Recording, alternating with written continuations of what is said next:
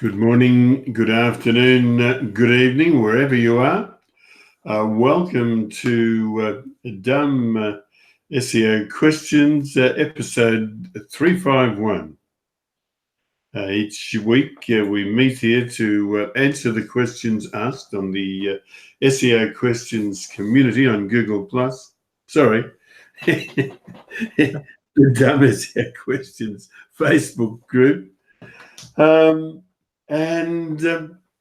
With us tonight, we have Tim Capper. Tim is CEO of onlineownership.com. He's also a Google product expert. He's based in Corby, about 100 miles north of London. We have David Rozam. David is at writingforseo.org and davidrozam.com. He's a copywriter of many years standing. He's a leading internet publisher. He's based in West Sussex, at the southern end of the UK. And Masataki Wasa is based in Wimbledon in London in the UK, and he's also a Google product expert in the AdSense community. And you can find Masataki at wasaweb.net,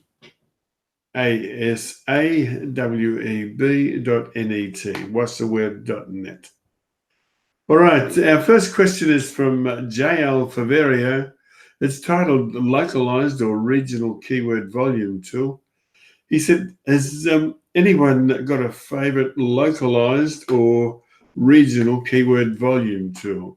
Looking to see search volumes for specific countries within California.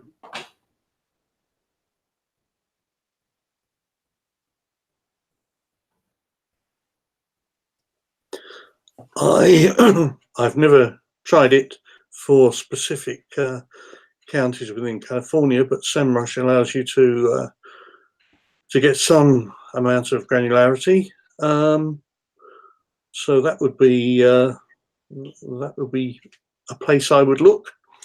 Tim, who seems to have gone into his board meeting, suggests Bright Local or Local Falcon, as they might work on the community answers.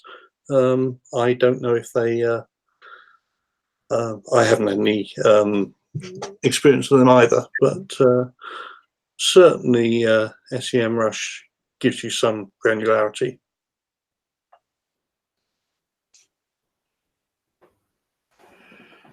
Okay, and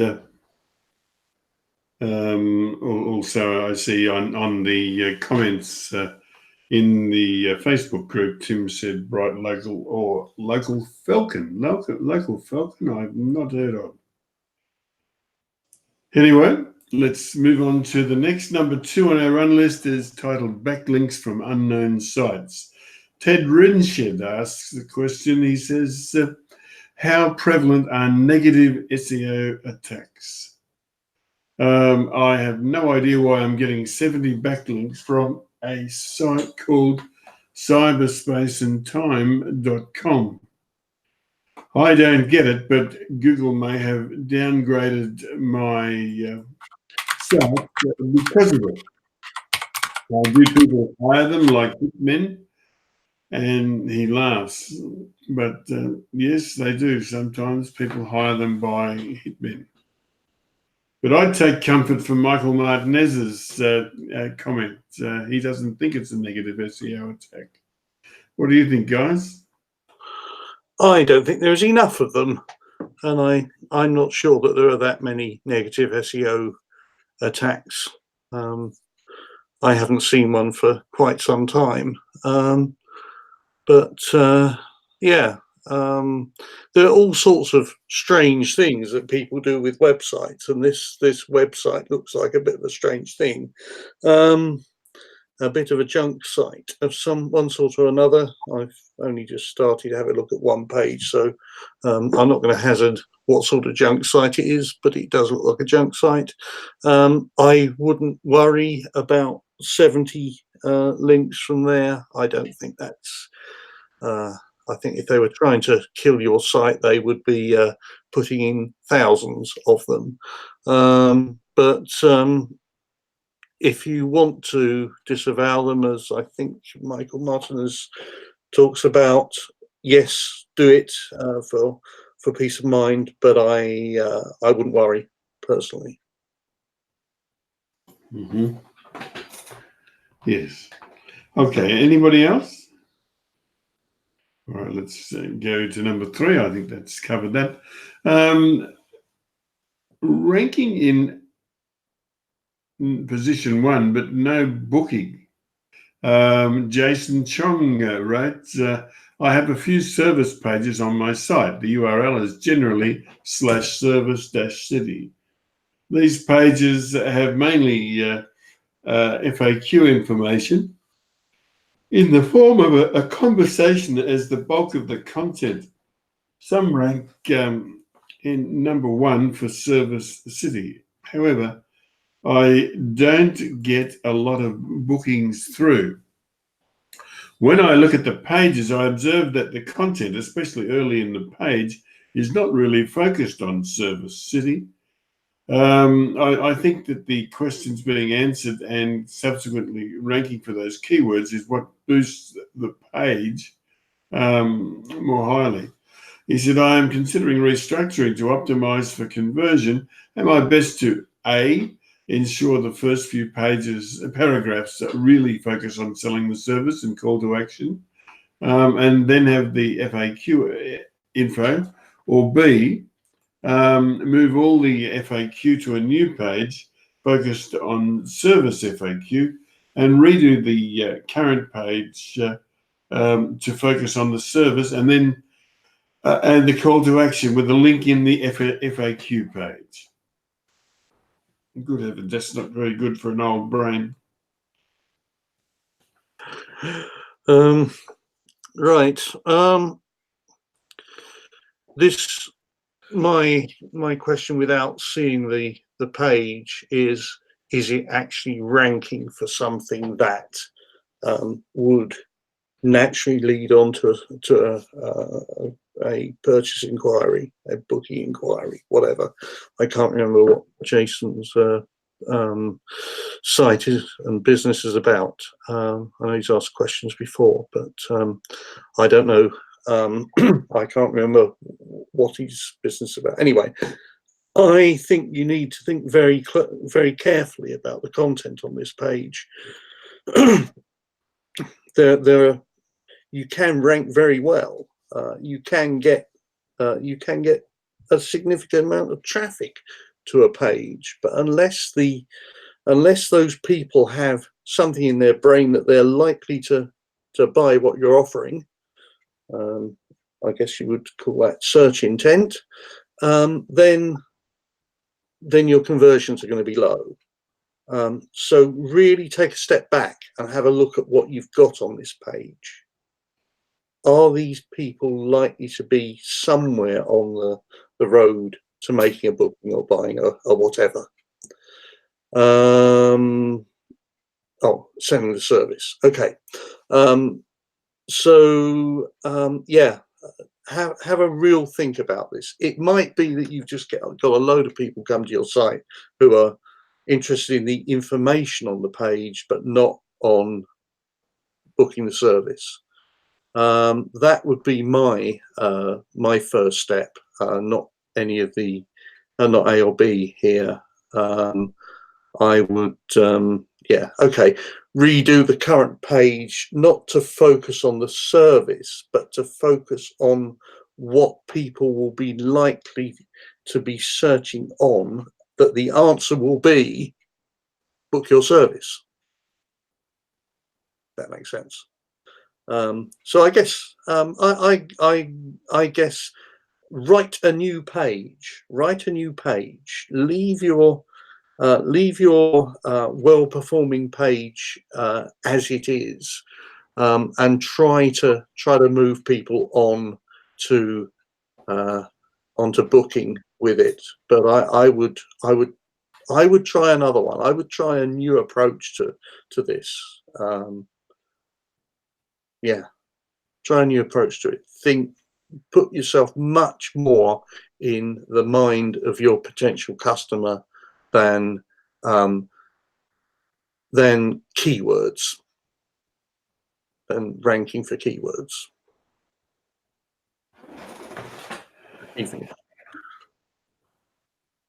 Thank you, David. Anybody else? Okay. Let's move on to our fourth question on our run list. It's from Sabine Kunz. It's titled, "Will a canonical URL solve duplicate content?" Why are people so upset about duplicate content? Anyway, Sabine asks, "Hi together. Thank you for the quick admission. You're welcome. My English is not the best, but I hope you can help me anyway." We hope so too, Sabine.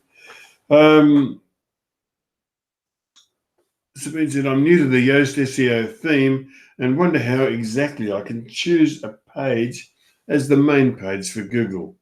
I can assign a second page with duplicate content to another page by giving it a canonical URL. But how can I determine which is the main page?" Do you know what I mean? No. Okay, so if you're creating a main page, so it's sabinekunz.com/yoga. That would be your main page. I don't understand what you want to assign a second page. So let's say you're doing a second page, which would be /yoga-training. Okay. So you can, why would you put duplicate content onto that secondary page? I'm not understanding why you would create a second page with duplicate content. Now, so no, sorry, I'm a bit lost with that. Typically, duplicate content. So if you're using Yoast, you're using WordPress. Typically, duplicate content occurs if you are in your blog section, or even on normal pages, depends on the theme or the template. If you are, even if it's also a shopping basket, if you are selecting multiple categories for that page to appear in, and you are selecting multiple tags. So the way you can deal with that in terms of category, if it's an actual content-based page, is to select the most appropriate category, only one, and therefore it won't appear in others. The way to deal with the tag issue in Yoast is to no index, follow the tags. So therefore it doesn't appear in search results, and it doesn't appear a second, third, fourth, fifth time. So that's the way to deal with that.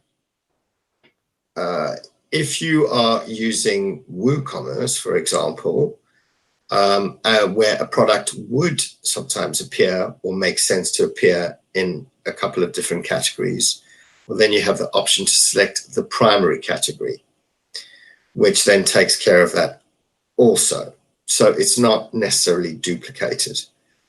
So no, I really don't understand your question on why would you create a second page with copied content. I'm not getting that. If you already know about duplicate, why would you be trying to create a second page with the same content and now wondering how you're going to canonicalize it? Just don't create the copy.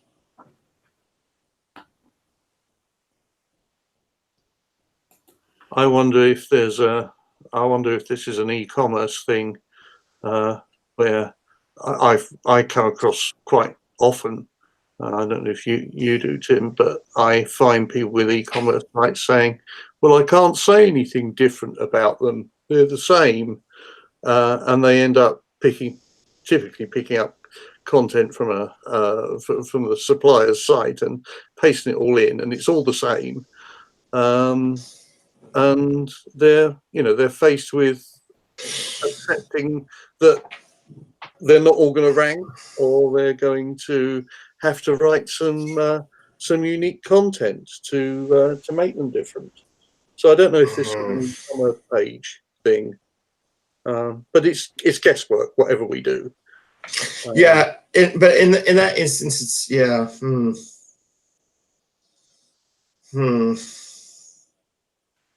yeah.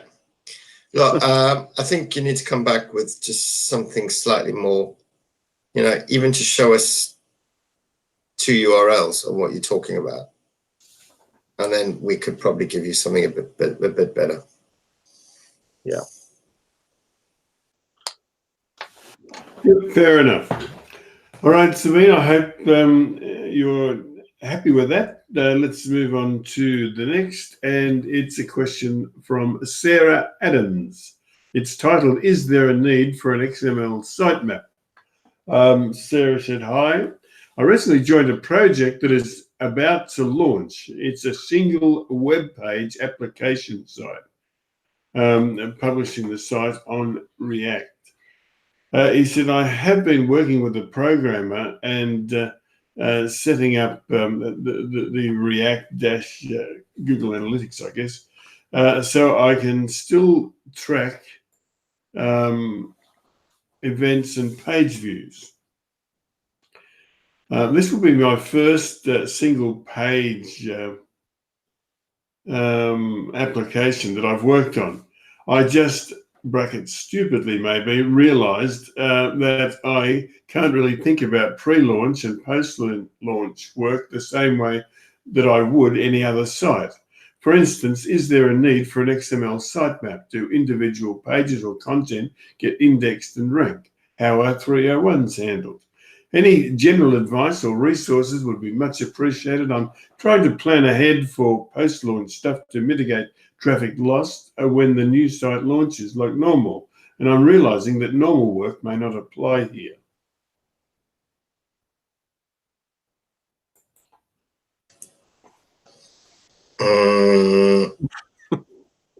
Yeah, I mean, you've already started to create this and you're ready to launch. I would have said don't do it if you had asked about it.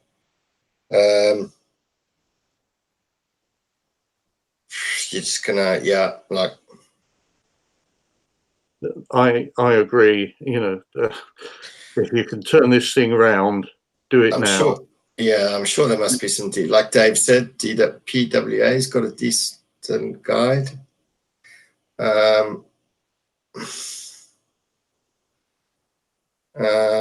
Yeah, you've already probably spent time and money building this thing. Yeah. Sorry. And depends on how it's been put together. I found is like sometimes no two are the same, on the, yeah.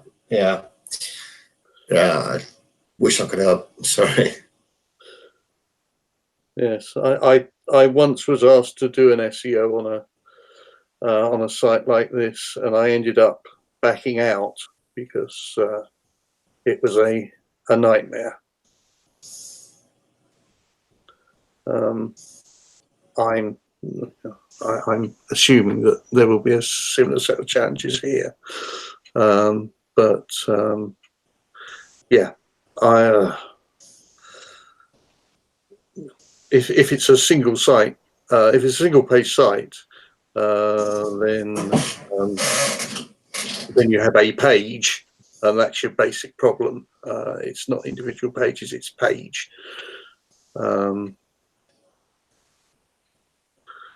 Oh, I'm sorry. I'm not sure what to advise. I think the thing is to figure out how it's been built and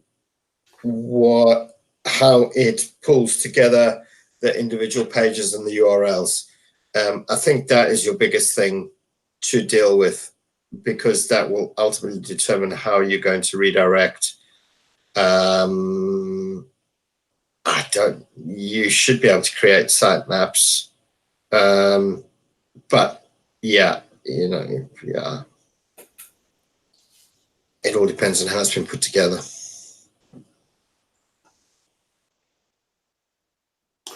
Okay, let's mark this one as covered and move on to number 6 on our run list. And Jacob Elbaum asked a question titled, "My average position fluctuates every week."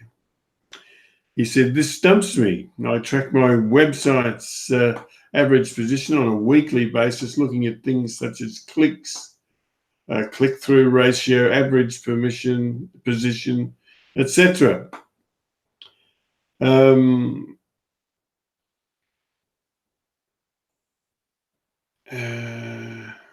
Sorry, I've clicked the wrong button here. Okay. He said, "I've noticed that my average position fluctuates every week, and I cannot figure out why that may be. For example, week 41 average position is 18. Week 42 is 17.8. Week 43 is 18.6. I'm not going to, I think you get the message, 16.6, 17.6.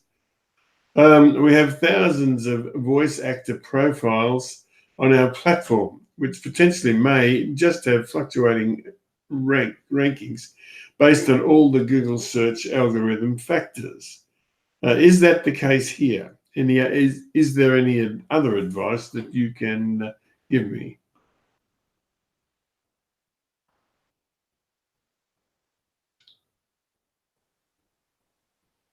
I'm looking at these numbers and thinking it's not fluctuating that much. I've seen sites fluctuate more. You can't expect things to remain static. They do change. The internet changes. Your competitors change. Perhaps your voice actor profiles are changing as well. I think that the average change here is not a great deal. What have we got? 16.6 to 18. Within 2 points positions. So I would say it's remarkably stable. Yeah, it depends on how many key phrases are here, and it's an average. But yeah, I think it's stable.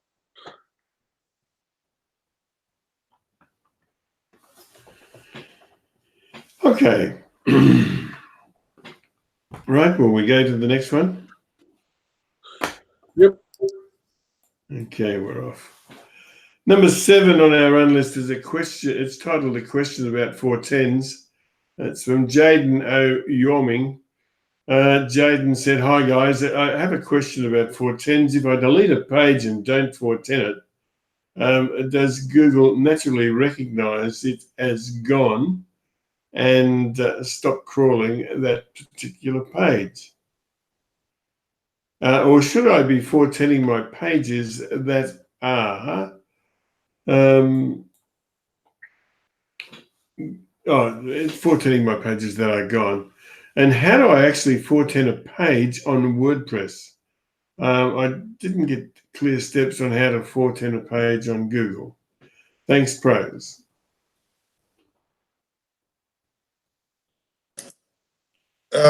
So 410, yeah, 410 typically tells Google that this is gone. 404 also tells Google it's gone, but Google will check it out a bit longer. If you know, they will come back to it. There's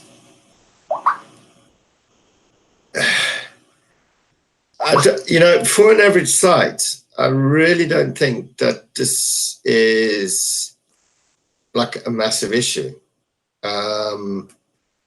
Yeah, I really don't think it's a massive issue. I don't think, you know, you're going to do it. 404s will eventually, you know, sort of drop out the way.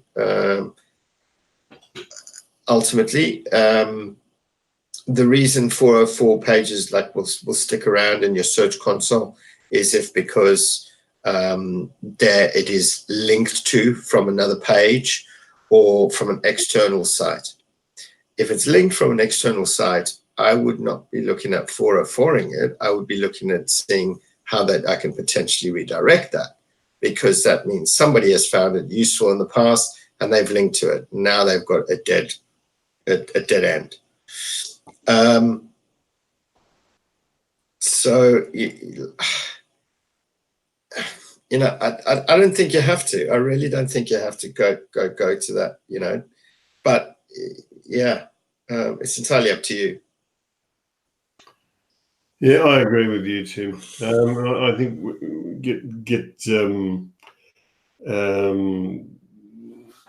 bound up in the minor points when, you know, you could be focusing on something more productive. All right, I see we've just been joined by Micah Fisher-Kirshner. Micah is head of SEO for Turn River Capital in the United States. He's based in or near Silicon Valley. He's also the chairman of a SEO meetup group near Silicon Valley. Hello. Did I say that correctly, Micah? Yeah, it was pretty good. Oh, cool. All right, let's move on to our next one. It's from another one from Jacob Albom. It's decrease in click-through ratio for the same period. Said, hi, I'd appreciate any kind of advice you can give here. Since May, we've seen a doubling in search impressions according to Google Search Console, from 344K to now 794K. However, we've seen a decrease in click-through ratio from 2.4% to now 1.3% for the same period. Is this normal to see? My assumption is more impressions, but since now some are low ranked, this pushes down both average ranking and click-through rate.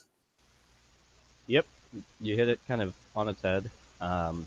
Generally, that's absolutely normal to see. You could basically, there are a couple of two things that really go with it. One is, like you said, you start ranking for a lot of low queries that could be a huge amount of impressions, and so that's going to lower your CTR. The other could be you rank highly, but you rank for terms that you're not going to get much traffic on, and thus that also can affect your CTR as well.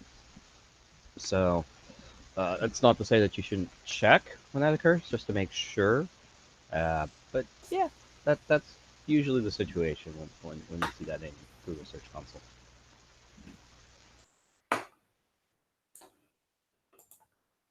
Thank you, Micah. Anybody else? All right. Look, I think that covers that neatly. Let's go to number 9. It's titled, I'm not getting ranked for my keyword. It's the story of my life. It's from Zack Masai. And Zack said, hey all, my blog site is only 11 months old. And when I write a post, most times it seems I'm not getting ranked for the keyword I'm writing for. I've managed to get maybe 20% since I started, and when I do, I'm nowhere to be seen on Google. Oh,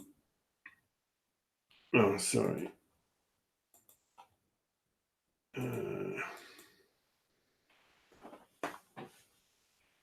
I do all the on-page SEO, but don't get anywhere. So if I'm writing on the latest trend, by the time I get any ranking, the trends are already over. Any advice or insight would be greatly appreciated. Thanks in advance. Well, yeah. So there could be a variety of issues with that. Brand new, so it's going to take you potentially time to rank for specific keywords that you're trying to go after. They might be highly competitive. It may be that you've got some technical issues that's slowing down Google's ability to crawl your site. It, the likelihood is just you're pretty new and it's going to take a bit of time. And particularly if you're targeting, like as kind of Scott Clark says, if you're targeting some of the larger terms, that's going to be harder to break through as quickly. So you may want to make sure you're focused on a little bit more of the longer tail, where you have a better chance and can kind of build up the authority that way. But yeah, what you're experiencing for kind of a quasi new site is common.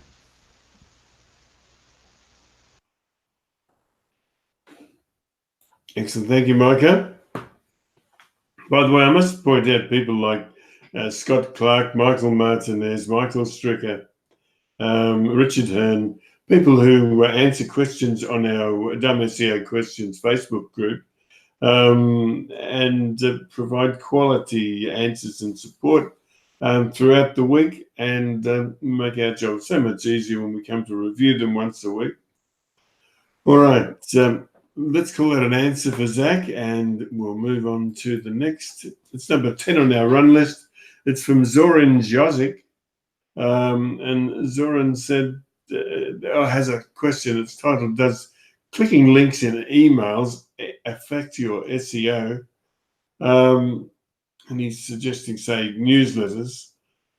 He said, if yes, how does it affect your SEO?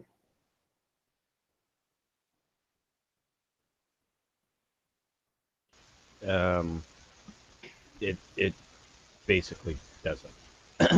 So yeah, there's some niche likely situations, but for the most for all that you care about, yeah, it doesn't do anything.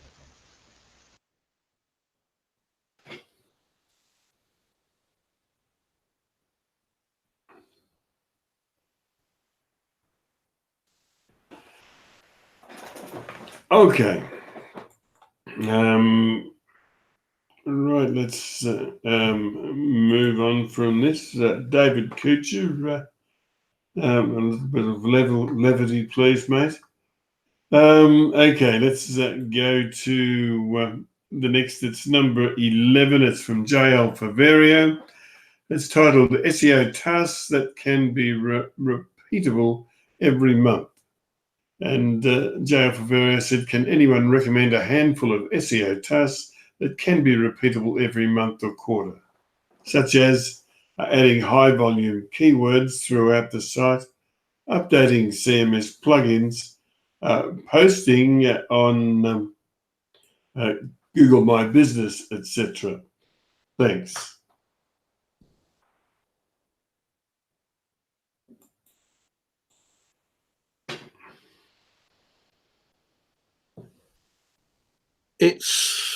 It's difficult to be specific. It's down to what you've determined needs to be done to the client's site. There are things that you do that's very broad brushstrokes, such as adding some content, measuring its effectiveness, going back and changing it, or writing some more. But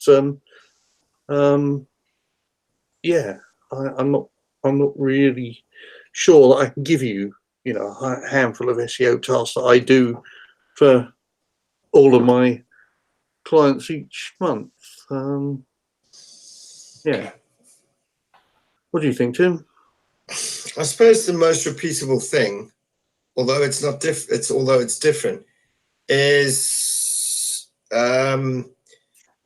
you know, the monthly content that that you know I always double check it before, or 9 times out of 10 they forget to tell me, and 9 times out of 10 is after it's been published.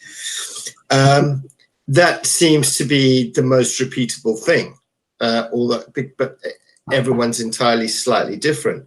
I think also a repeatable thing for me would be, as sites progress, I do tend to, whether you know, whatever tools you want to use, but I always check if Google is finding particular content or part of the site, if it's becoming more if it's increasing, or more relatable, particular terms, which then in turn leads you into a little bit of additional quick win research for any featured snippets around that particular type of stuff. That content, now that Google is seeing you as a little bit, seeing you a little bit more authoritative over. I suppose that would be repeatable. I'm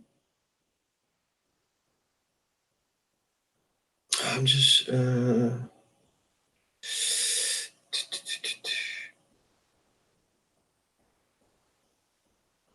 I've got although I don't typically do e-commerce, I do have a couple of small local business e-commerce sites. Same again, it shouldn't be after the fact, but it's normally after the fact that I go in and tidy up any products that have just been randomly thrown on.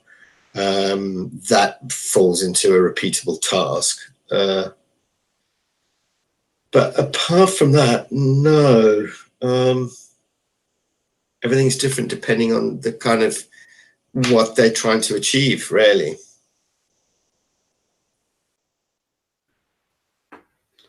Yeah. All right. So will we move on to the next? Okay. Number 12 on our run list from Sarah Adams, on good processes for doing a redirect audit.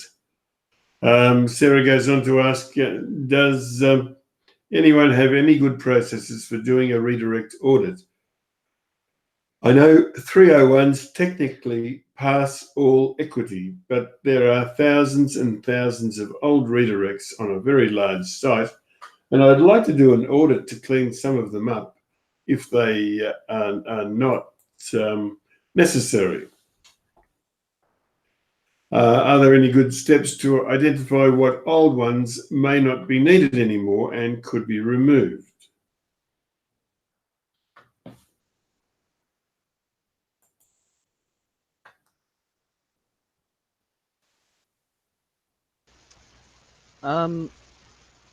Yeah, so a good process for, in the first place, is make sure you've got something set up in advance and you're preparing for what that audit should look like.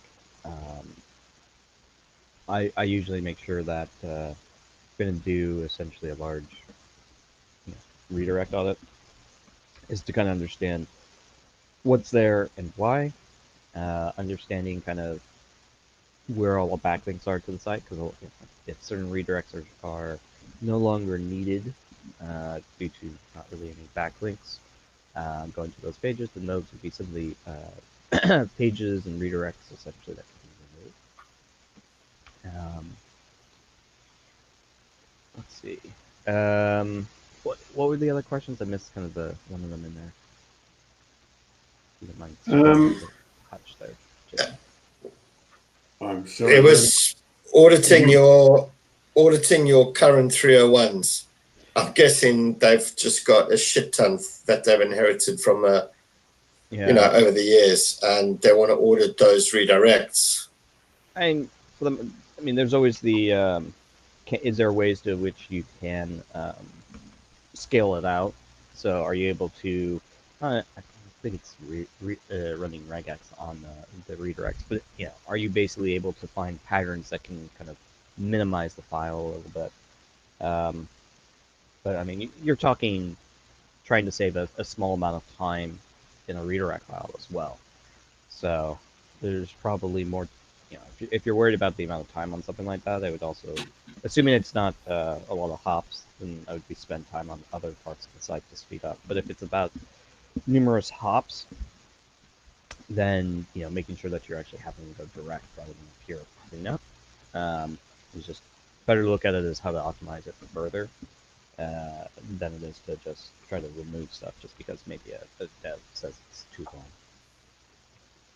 It's a bit of a specific use case and possibly doesn't have anything to do with Sarah's question, but I'll throw it in anyway, which was that I recently looked at a very long established WordPress site, and it had a plugin with a load of 301 redirects in it. Luckily, the plugin told me whether those 301 redirects had been used, and it was quite an easy task to go through and just blast through them and take out those that weren't being used. Whether it did much to the site or not, I'm not sure. The client was concerned about it, and it was a fairly easy win to go through and take them out. So, if that's the case, you do have potentially an easy way through, but then you probably wouldn't be asking the question if there was an easy way through. But generally, there's not generally. If this was a more specific question, that might have been the answer. About a year ago, I was looking at a site. It had 18,000 301 redirects to htaccess file. I looked in old search consoles way back. Eventually we were just like, yeah, sod it, and we actually removed it. No old 404s started appearing. I think in the total we had 15 404s where these links historically was still actually pointing to it. The site was over like 12 years old, and it built up over time, these 301s. But we were just like, Jesus, let's take a shot in the dark. Nothing happened. But yeah, obviously I'm not saying be so casual about it, but these were so historically old that we just took a leap of faith on that, and it panned out.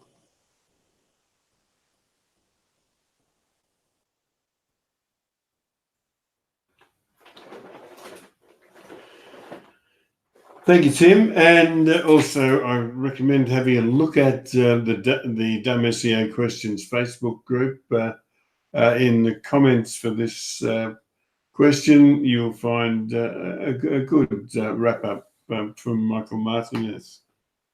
All right, let's go to number 13 on our run list.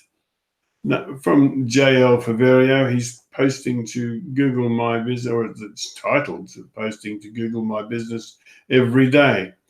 He goes on to ask, do you think it's beneficial or overkill by posting to Google My Business with a new image every day, a new post every day, and a new FAQ every day? No, I don't think it's like.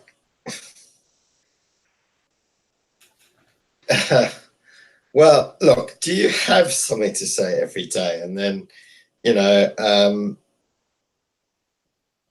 bear in mind, a post will last for 7 days.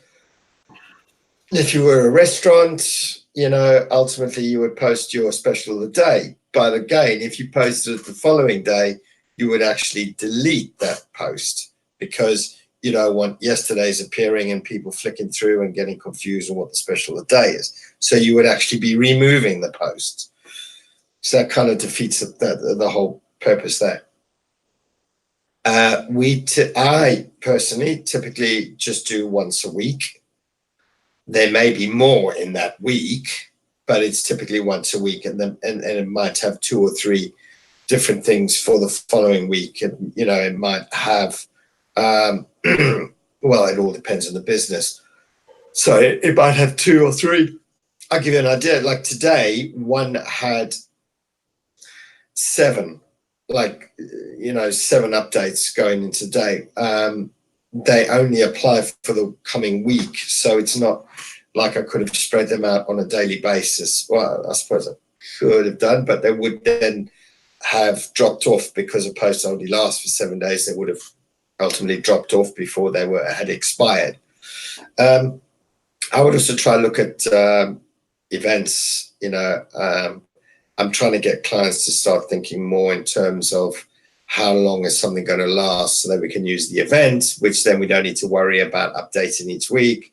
That event's always going to be visible.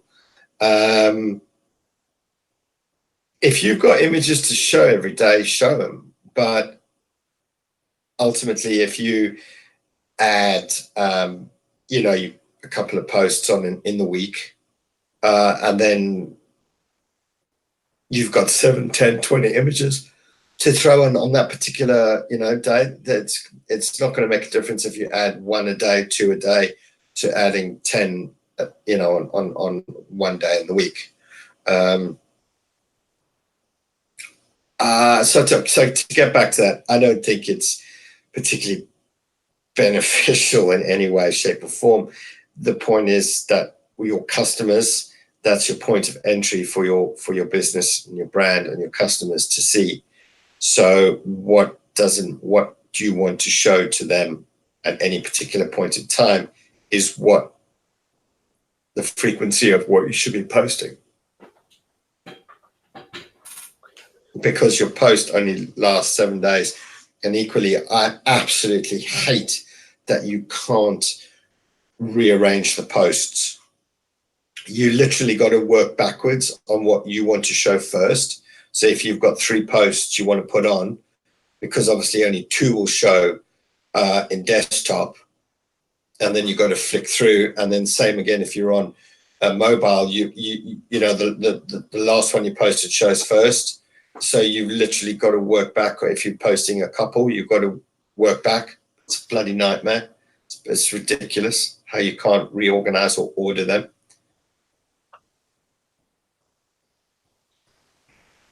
Yeah, I think I agree with just about every word Tim has said. I have a friend who runs an art gallery, and sometimes he's putting loads of content up, sometimes multiple posts in a day. He has an exhibition starting, and he wants to show the various artists with their work, and he puts them up on the day that the exhibition is starting, and then sometimes he doesn't have anything to show, so he lets it go for a few days. And his internet work, shall we say, he's particularly good on social media, and to some extent GMB is very similar to working on social media. It's posting things and showing people what's going on in your neck of the woods. So yeah, if it's something you can legitimately post it, get it working for you.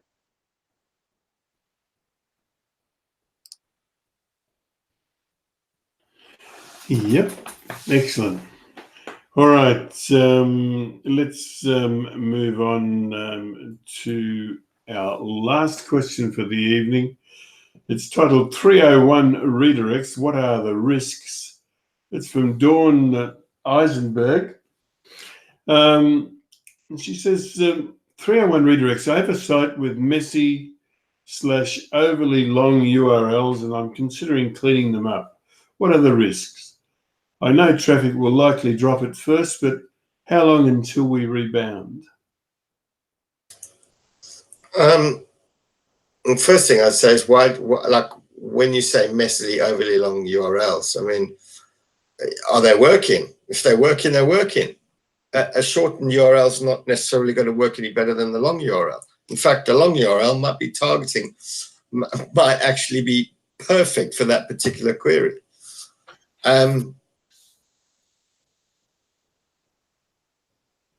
I don't, like, give us an example, because I really don't see long URLs with unnecessary extensions. Huh? Like, surely that URL was created by the title that you created for that page, which is normally the way a CMS works. So ultimately, if you wanted to title that page with that, then, I would, like, a long URL is not going to do you any harm unless it's, 400 characters long that you forgot you were actually adding in an entire paragraph into your title and then took it out. And do you know what I mean? And now you've actually got an entire paragraph or sentence as the URL, and you never noticed until now. But just for shortening a URL for the sake of it, I would, if they're working for you, that, if they're not working for you or you get very little traffic to them, then yeah, fine, do a little bit of a cleanup on it if you want to. But, if that's working for you, it's doing well, and you're literally thinking, oh, I want to tidy up these URLs of a 500-page site, or 500 product site, or whatever the case may be, and it's, it's doing, the site's doing pretty well, it's performing, and you're coming in going, yeah, actually, I want to just like tidy this up because I don't know what else to do. I wouldn't recommend doing that. Or if you did, maybe break it down, like a handful at a time. But even then, I mean, like, if it's working for you, why? I don't, yeah. Okay. Yeah, I repeat after me, Dawn. If it ain't broke, don't fix it.